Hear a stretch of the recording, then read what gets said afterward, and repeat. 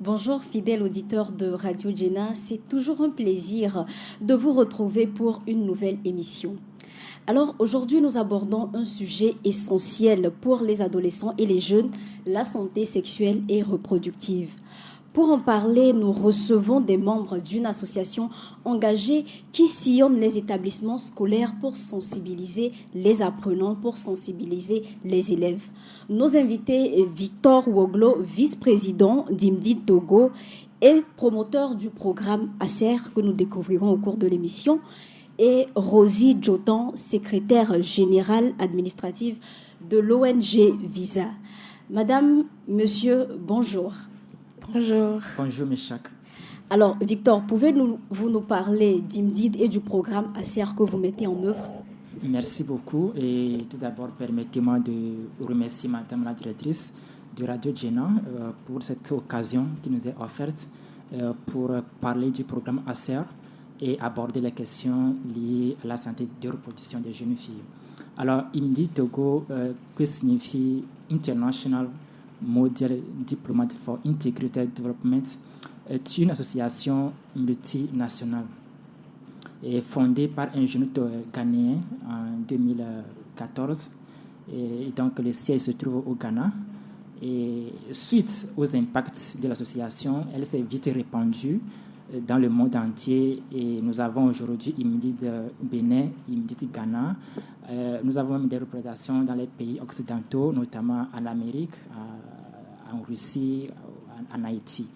Donc au Togo, j'aimerais ici saluer la détermination, la bravoure et la vision éclairée des pères fondateurs d'IMDI Togo, notamment Dr Kouvahe, Dr Abouchi, honorable David Gates, qui ont œuvré inlassablement pour hisser les couleurs de cette association et avec tous ceux qui ont travaillé avec eux pour pouvoir bien fonder, bien cirer l'association. Donc, il faut dire que l'association intervient dans plusieurs domaines, notamment la santé, l'éducation, l'agriculture, l'environnement et puis l'entrepreneuriat. Donc, le programme ACER a vu le jour en 2023 avec l'établissement CIG à Guagniville Centre, où nous avons sensibilisé plus de 200 jeunes filles sur les questions liées à la santé sexuelle. Et puis l'école privée Le Salut, qui a aussi abrité l'événement avec plus de 100 jeunes filles. Merci. Oui. Alors, Rosie Djotan, vous faites partie d'une association qui est partenaire d'IMDID et qui également collabore sur le programme ACER. Est-ce que vous pouvez nous en dire plus? Merci beaucoup, madame. Merci à tous les téléspectateurs qui nous voient de loin, de près. Je remercie toute l'administration de la Radio Djena de nous avoir donné cette opportunité de pouvoir parler encore sur la jeunesse, la santé et tout ce qui va avec. Comme vous l'avez dit, madame, je suis Rosie Djotan, je suis la secrétaire générale administrative de l'ONG Visa.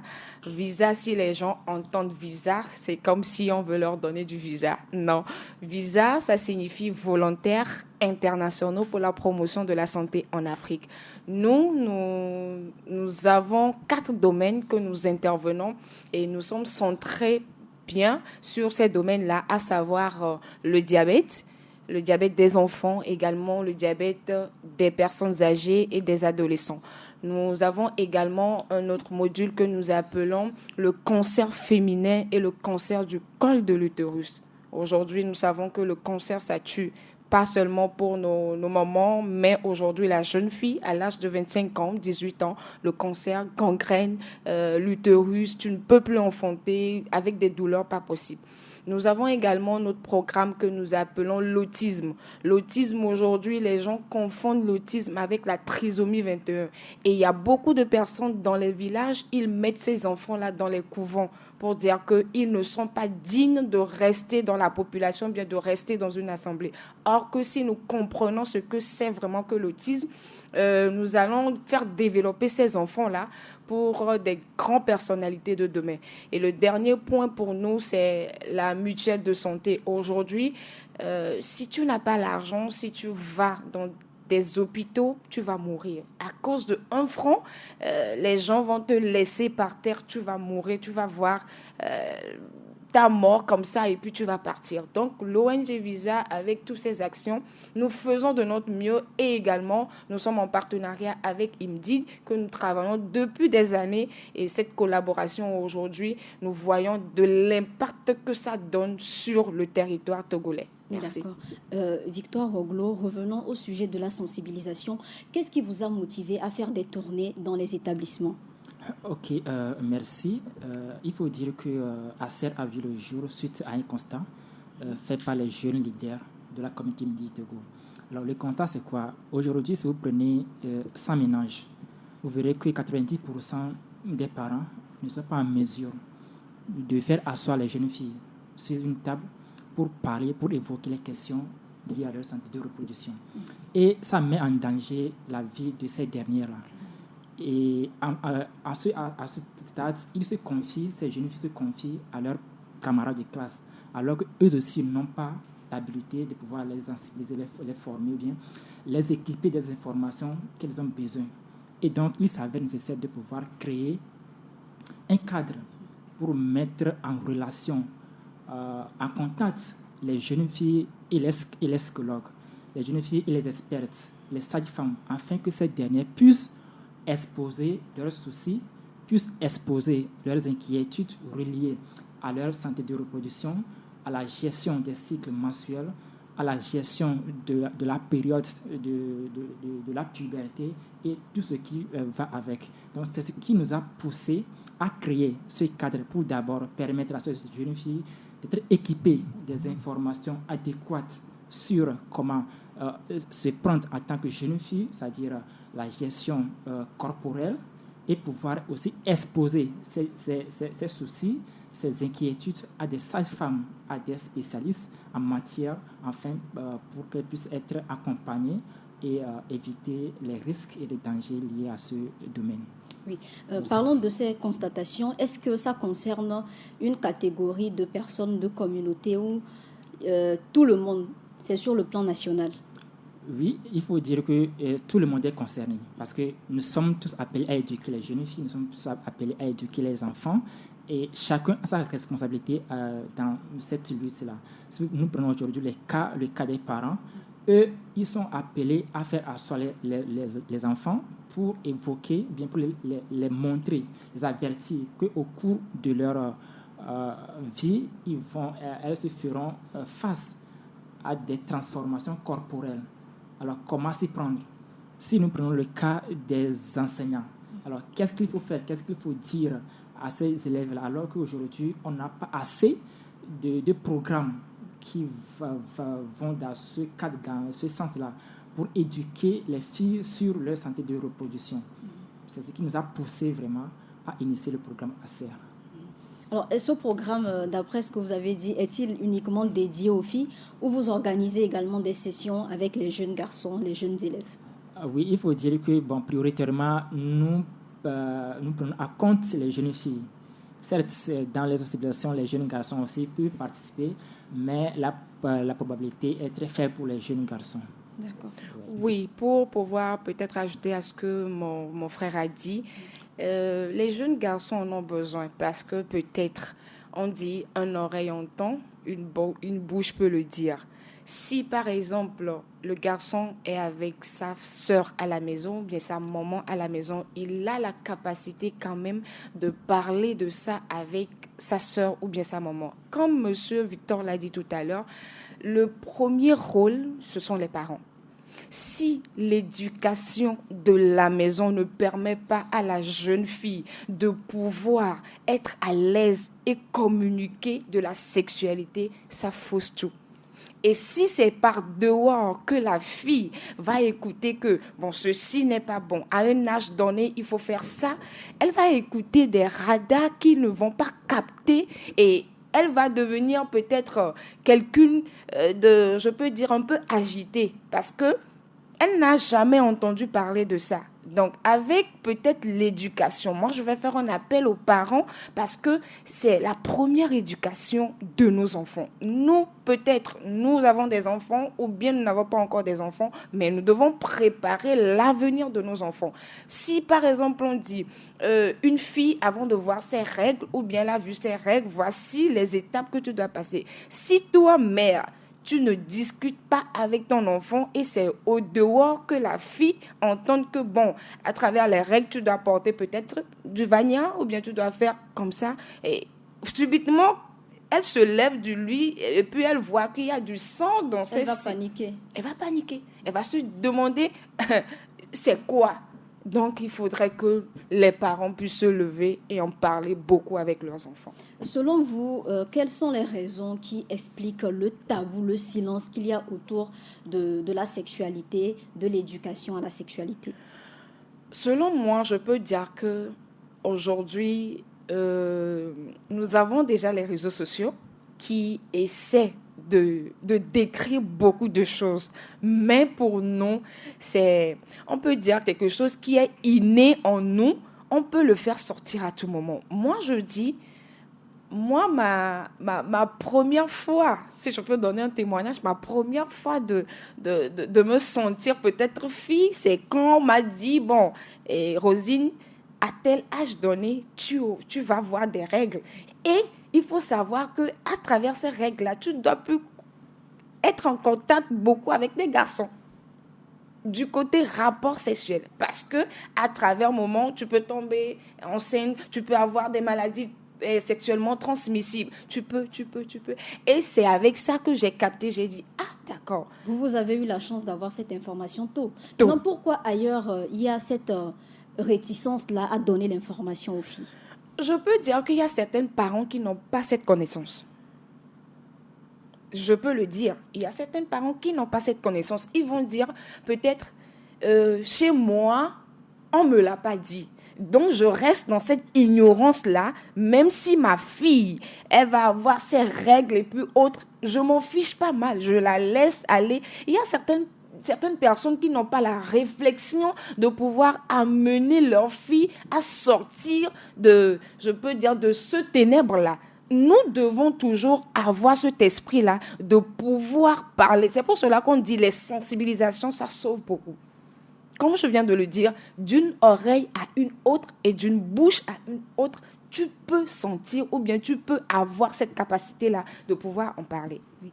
Victor, sur le terrain, il y a beaucoup de parents qui avancent la peur de pervertir leur enfant en parlant de la santé sexuelle. Est-ce que c'est vrai? Oui, c'est vraiment vrai et je remercie Rosine pour ses interventions. Il faut dire que les parents ont peur de pouvoir aborder ces questions avec leurs enfants parce qu'ils se disent que ce serait une motivation à ces derniers de pouvoir essayer les rapports sexuels. C'est ce qui n'est pas vrai. Parce que si je sais que la chose est dangereuse pour moi, pourquoi je vais le faire? Alors ça dépend de comment est-ce que les parents abordent cette question avec leurs enfants. Si vous dites à l'enfant qu'à tel âge, si tu fais le rapport, tu vas tomber enceinte, mais pourquoi la fille va le faire? Donc, moi je dirais que les parents considèrent le fait de dire ça à leurs enfants comme une motivation et les filles vont essayer. C'est cela qu'ils veulent éviter à ne pas parler ça avec leurs enfants. Oui, Rosie, dites-nous, sur le plan national, comment évaluez-vous le niveau d'information des jeunes filles sur la santé sexuelle? Je peux dire que le niveau est très bas. Très bas parce que moi, par exemple, je fais des sensibilisations dans des secteurs privés et des secteurs de couturiers, couturières, maçons, des écoles de stylistes, de hauts cadres. Après la sensibilisation, ces jeunes filles-là viennent, malgré qu'ils n'ont pas le courage de poser des questions dans l'assemblée. À cause de la gêne ou la pudeur? Bon, je peux dire c'est la honte. Hein. La honte? Oui, c'est la honte. Peut-être que par exemple, elle passe ses règles et après les règles, il y a des odeurs qui sentent. Et si elle va se lever, moi, madame, s'il vous plaît, j'aimerais poser cette question. Et si je finis de voir mes règles, il y a des odeurs, les autres camarades vont dire, elle va se sentir frustrée. Vaut mieux de rentrer dans l'inbox de la présentatrice ou bien de celle qui a donné l'information et de dire que, bon, j'ai ce problème. Donc, c'est à base de ça que nous, on s'est vite levé pour dire que s'il y a beaucoup de jeunes filles qui sont dans ce secteur, dans ce cadre-là, et n'ont pas l'amabilité de poser des questions en public, ça veut dire qu'ils ont du mal. Ils ont du mal, ils se font de mal à eux-mêmes et plus aux autres personnes. Donc, comment je peux dire, la forte probabilité, c'est que il y a des personnes qui sont innocentes même dans cette histoire. Ils se disent que, bon, ça n'a qu'à rester comme ça va partir.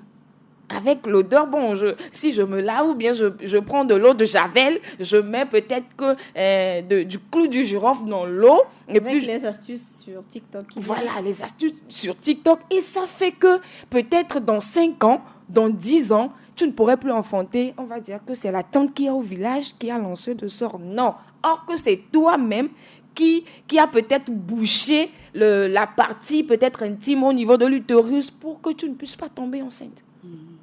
Quand vous rendez dans les établissements, Monsieur Victor, quelles sont les thématiques que vous abordez avec les apprenants?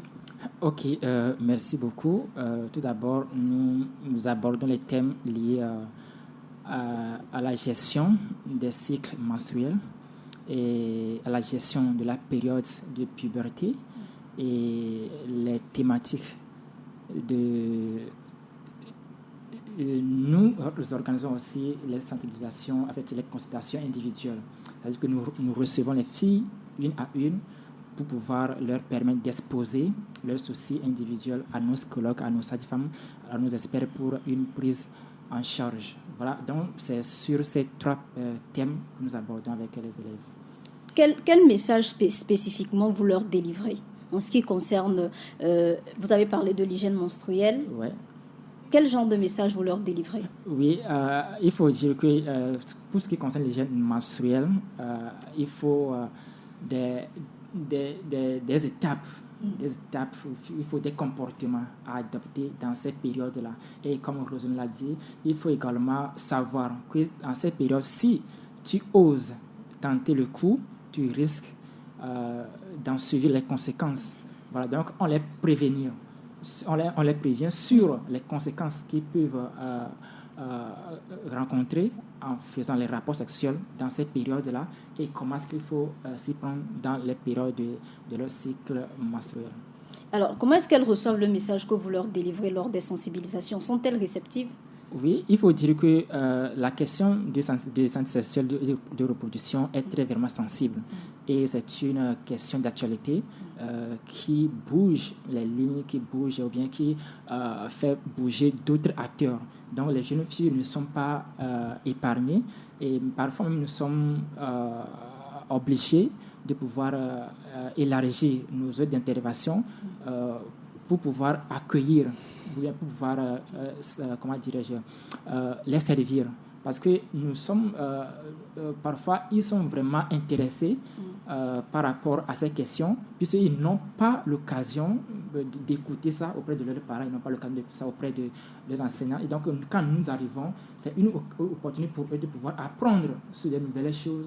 Et on peut dire qu'ils sont vraiment réceptifs par rapport au message que nous les apportons. Quel est leur comportement, leur réaction pendant que les sages-femmes, les experts dont vous avez parlé délivrent le message? Est-ce que même d'abord elles acceptent lorsqu'il y a la mobilisation? Est-ce qu'elles viennent, elles répondent à l'appel? Quand nous parlons de santé sexuelle, il y a beaucoup de jeunes filles qui sortent parce que elles se disent que je vais venir encore découvrir certaines choses, je vais venir encore apprendre de la sexualité que peut-être mes parents ne me le disent pas à la maison. Nous avons beaucoup de retours parce que dès que nous finissons une sensibilisation dans notre inbox, c'est plein.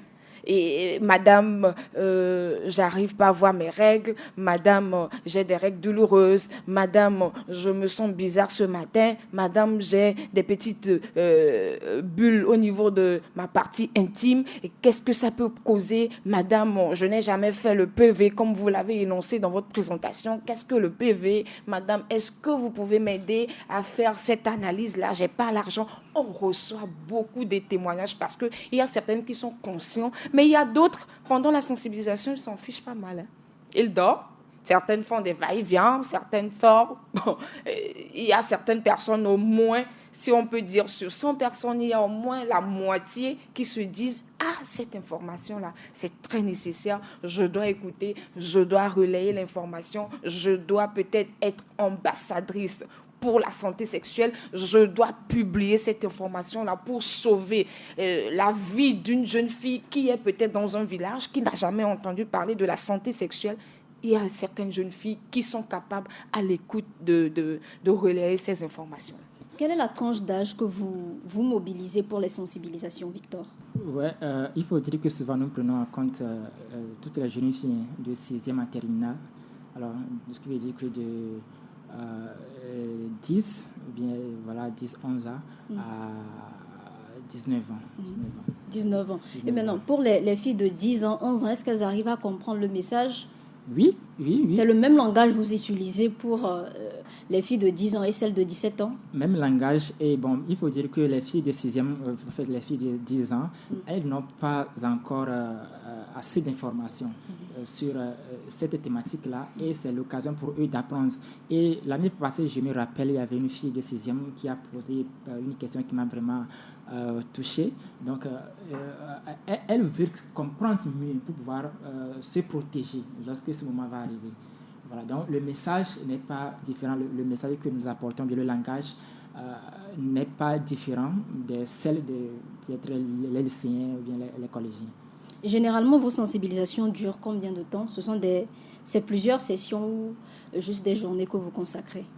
Oui, il faut dire que généralement on passe plus de 2 heures pour sensibiliser, c'est une sensibilisation de masse où on rassemble toutes les jeunes filles, peut-être sur la cour de l'établissement et on parle de tout ce qui concerne la santé sexuelle et après cela nous organisons des séances individuelles avec les sages-femmes, les psychologues, les experts pour qu'elles puissent recevoir individuellement les filles qui ont peut-être des cas particuliers et qui n'ont pas l'occasion de pouvoir l'aborder avec leurs parents à la maison. Et l'année passée, nous avons rencontré 3 cas dont une fille a été violée par un de ses proches, une autre qui a des problèmes, n'arrive pas à voir ses règles, et d'autres aussi qui a été violée par un de ses proches. Donc, ce sont les choses qui nous motivent bien à continuer sur ce projet.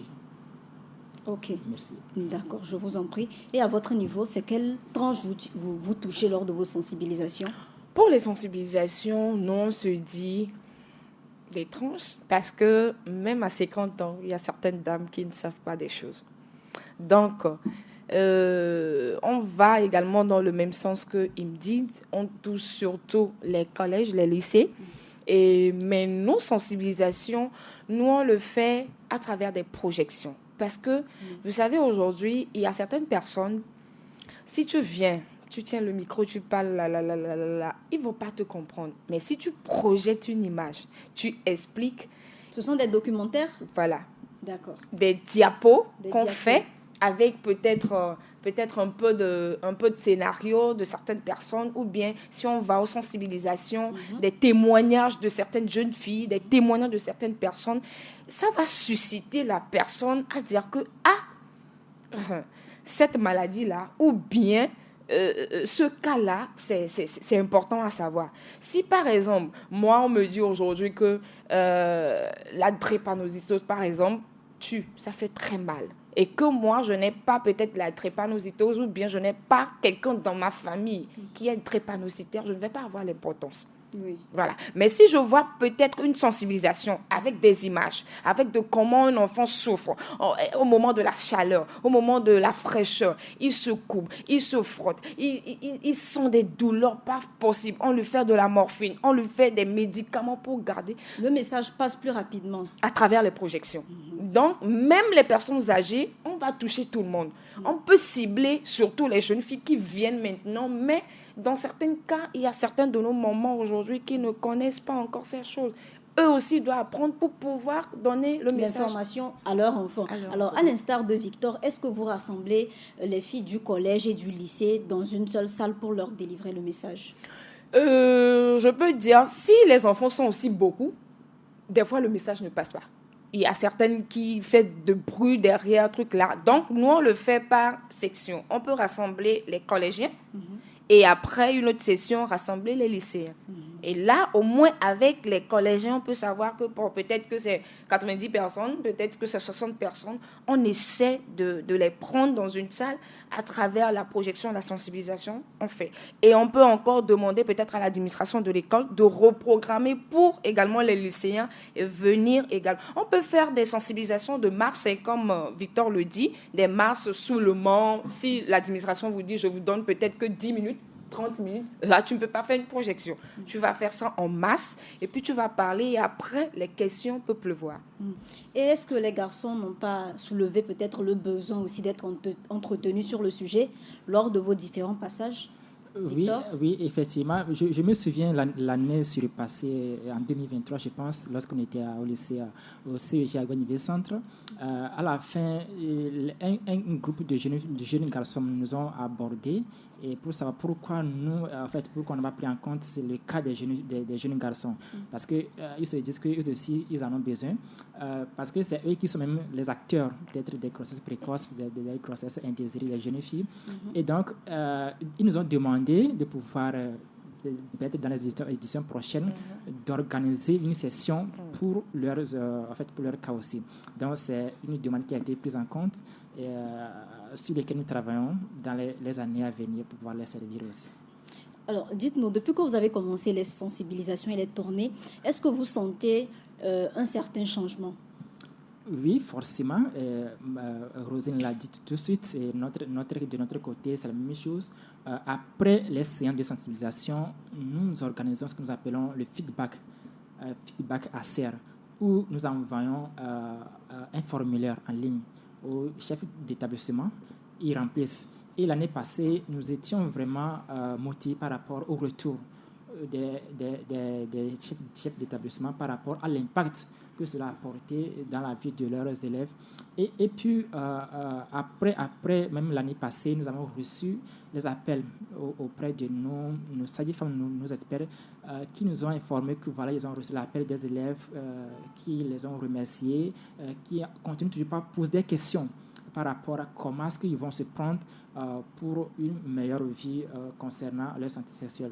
Donc, il faut dire que l'impact aujourd'hui n'est pas visible, si je peux le dire ainsi, mais à long terme, nous aurons des impacts à long terme. Pour l'instant, les gens sont en train de briser le silence et de raconter ce qu'ils vivent.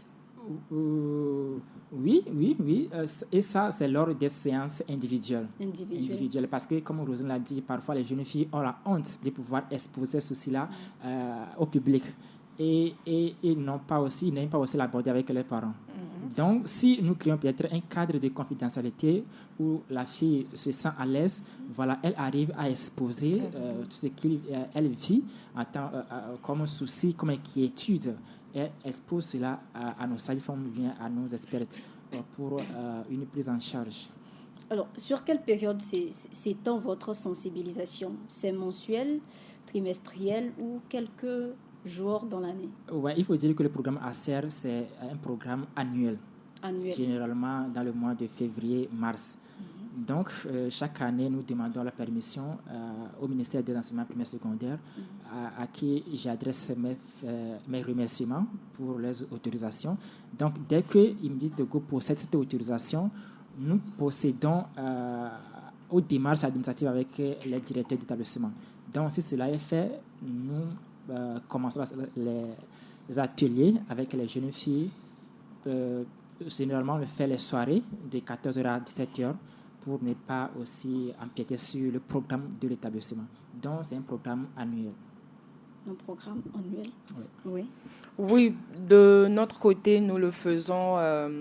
C'est en collaboration, vous travaillez, c'est ça? Oui, en collaboration. Mais plus, nous, on le fait à travers plus sur les semaines culturelles, parce que avec ça, il y a beaucoup d'influence. D'autres élèves d'autres établissements viennent dans d'autres écoles, donc ils ont également la chance à pouvoir suivre des sensibilisations. Nous le faisons également à travers les journées portes ouvertes, surtout dans la semaine.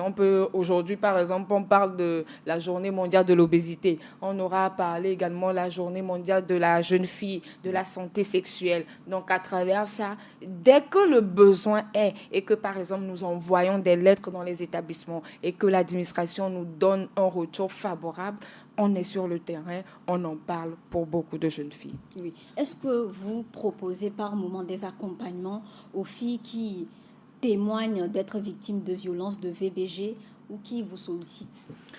Oui, je peux dire dans ces cas-là, il y a plusieurs personnes qui viennent pas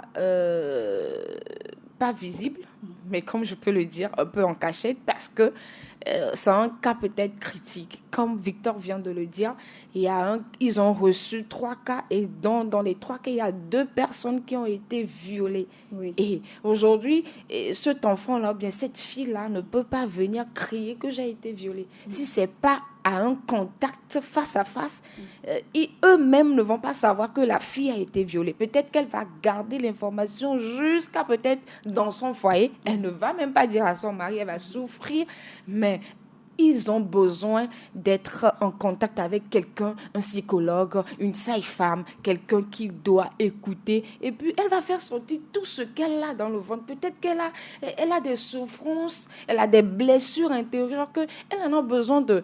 Peut-être que toi, madame, écoutez-moi juste. Donnez-moi peut-être votre oreille pour que je puisse vous dire ce que j'ai sur le cœur. Donc, à travers ça, nous les accompagnons pour des dépistages, pour pouvoir voir comment ça évolue au niveau Vous faites des dépistages pendant les sensibilisations? Oui, on programme des dépistages, pas sur le lieu en même temps, parce que certains dépistages, on doit le faire dans l'enclos pour la partie intime de la personne. Il ne faut pas aller libre. On programme des dépistages sur le cancer du col de l'utérus, sur le cancer du sein, même sur les PV. Parce que les jeunes filles aujourd'hui ne savent pas ce que c'est que le PV. Le prélèvement vaginal, ils ne l'ont jamais fait.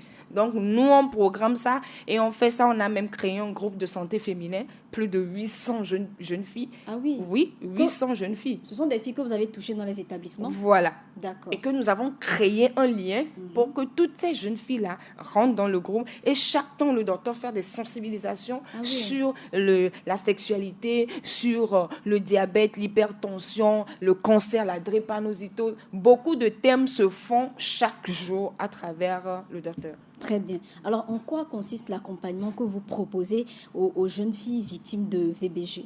Ouais, il faut dire que les questions les victimes de VBG, ce sont des questions sensibles et il faut savoir comment l'aborder. Alors, qu'est-ce que nous faisons? Et si nous rencontrons ces genres de cas, tout d'abord, nous adressons un courrier, peut-être au ministère de l'Action sociale, pour pouvoir nous accompagner parce qu'on ne peut pas le faire sans l'avis des parents. D'accord. Si les parents ne nous accordent pas leur accord de principe pour que nous puissions les accompagner, on ne le fait pas. Alors, si les parents sont favorables sur le processus, nous, on évolue et que si le ministère de l'Action sociale ou bien de la protection civile nous accorde aussi son accord, nous, on touche les organisations qui interviennent dans ce domaine et on leur propose, voici les cas que nous avons rencontrés dans cet établissement. Est-ce que vous pouvez nous aider pour une prise en charge? Alors, si les parents ne sont pas favorables, parce que l'année passée, il y avait une fille qui a été violée par un de ses proches, mais qui a qui était vraiment réticente parce qu'elle ne veut pas créer des soucis dans la famille. En fait, on va dire que voilà, c'est elle qui a causé voilà, des mésententes entre les membres d'une même famille. Donc, les parents aussi, ils ne sont pas au courant parce que la fille ne leur a pas dit ça. Donc, si les parents sont favorables, nous, on peut évoluer, on peut avancer dans le processus pour aboutir à un meilleur résultat. Très bien. Des informations que j'ai reçues de vous, vous débutez les actions de tournée de sensibilisation dans ce mois. Est-ce que vous pouvez nous dérouler le programme de l'agenda? Oui, merci. Tout d'abord, demain, on commence déjà demain, le 5 mars, on commence déjà notre visite dans l'établissement. Et le CG Toti sera à l'honneur pour abriter la première édition de ACEP 2025. Et déjà à 14h, les mises en place vont commencer. À 14h30, nous aurons une ouverture avec les autorités et les ministères. Et puis à 15h, on commence les sensibilisations du MAS. Et puis à 16h, nous clôturons cela pour aborder les séances individuelles avec les élèves filles pour leur permettre, n'est-ce pas, de pouvoir dire ou bien de communiquer avec nos sages-femmes, nos consultantes, nos expertes, si elles disposent des cas spéciaux où elles n'ont pas envie de l'aborder avec leurs parents à la maison, peut-être avec leurs enseignants à l'école. Donc, c'est l'occasion pour elles de pouvoir l'aborder avec nos spécialistes pour peut-être une prise en charge. Et pour cette année, nous prévoyons, comme Rosine l'a dit, nous prévoyons organiser aussi les sensibilisations, bien les dépistages du cancer du sein. Et ce serait fait avec l'appui de d'une fondation du Ghana qui viendra forcément cette année pour nous accompagner sur cette activité-là. Donc voilà un peu ce qu'on peut dire par rapport au déroulement des activités de ACEP 2025. Et ça, c'est pour demain? C'est pour demain. Et vous avez prévu de toucher d'autres écoles? Oui, effectivement. Et comme on vient de le dire, il faut dire que pour accéder à ces établissements, ce n'est pas aussi facile comme ça. Même si vous disposez de l'autorisation du ministère, les écoles vont vous dire que voilà, ils sont vraiment occupés par rapport à leurs emplois du temps. Donc, ce qui fait que nous sommes toujours en discussion, en négociation avec les établissements pour pouvoir trouver une date propice pour ne pas empiéter sur leur programme et aussi pour ne pas empiéter sur notre emploi de temps. Donc, c'est le Toti qui nous a déjà donné son accord par rapport à demain. Donc, dès que d'autres établissements vont réagir favorablement, nous allons prendre en compte leur retour. Très bien. Alors, est-ce que les élèves des autres établissements ou les adolescents de manière générale peuvent participer à cette sensibilisation qui aura lieu demain au CG Toti? Oui, si l'établissement le permet, parce que souvent, les établissements sont clôturés et sont fermés. Alors, si peut-être le directeur a voulu et que la porte est ouverte, pourquoi pas? Nous sommes là pour la cause de la jeunesse, nous sommes là pour la cause de la jeune fille. Voilà, on ne peut pas renvoyer une fille qui va vouloir connaître plus sur sa santé de reproduction. Donc, la porte est ouverte à toutes les jeunes filles qui seront venues. Alors, pour ces personnes qui ont décidé de venir ou qui vont décider de venir, quelles sont les thématiques que vous allez aborder? Oui, comme je l'ai dit tantôt, tout d'abord, il faut les sensibiliser sur les risques et dangers. Même je pense que c'est le thème de ça, c'est l'hygiène corporelle et la masturbation, risques et dangers.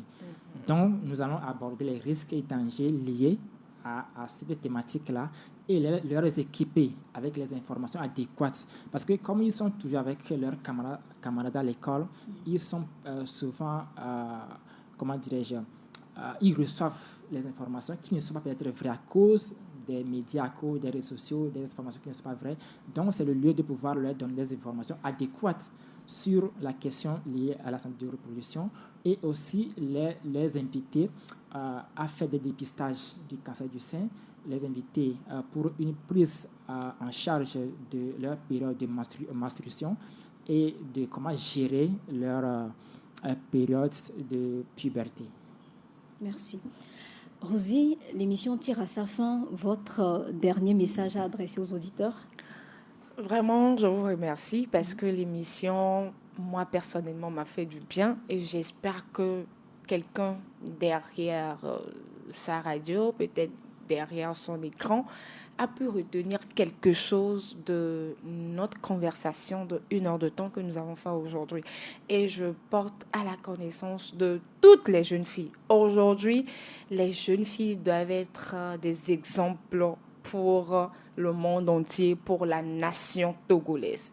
Toi, en tant que jeune fille, si tu ne te lèves pas demain, si tu n'as pas un objectif, si tu n'as pas quelque chose d'être focus, tu vas t'aller, tu vas faire comme si c'est le vent qui t'emporte. Mais si tu as un objectif, de dire que aujourd'hui, je vais me battre parce que je ne vais pas laisser une maladie venir m'attaquer, je ne vais pas laisser quelqu'un venir détruire ma réputation, je ne vais pas laisser quelqu'un venir dire de n'importe quoi sur moi. Je dois être plutôt le reflet peut-être de ma famille, de la population, de la nation et du monde entier. Donc, j'exhorte toutes les jeunes filles à se faire dépister, à suivre les sensibilisations et à être des relais d'information pour les autres. Merci. Très pertinent. Victor Oglo, votre mot de la fin? Merci beaucoup, merci à vous, Meshach, et un grand merci à Radio Jena pour cette opportunité qui nous est offerte. Et j'aimerais remercier également les partenaires qui nous accompagnent, notamment l'ONG Visa, et pour leur accompagnement, sans oublier nos parrains, Midi Togo, pour leur appui financier, technique et moral.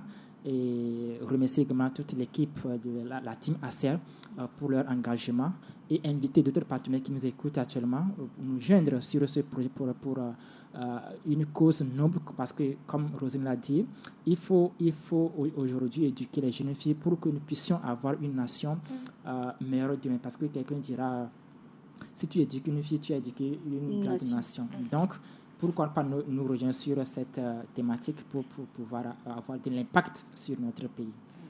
Merci. L'appel est lancé, l'invitation est lancée à tous nos auditeurs, donc n'hésitez pas à prendre part aux séances de sensibilisation. Rosie Djotan, Victor Oglo, merci d'avoir partagé avec nous vos expériences et votre engagement. Merci à vous, chers auditeurs, de nous avoir suivis jusqu'à la fin. On se retrouve mardi prochain pour un nouveau numéro de votre émission. Je suis Meshach Nyaro. À très bientôt sur Radio Jena. Au revoir.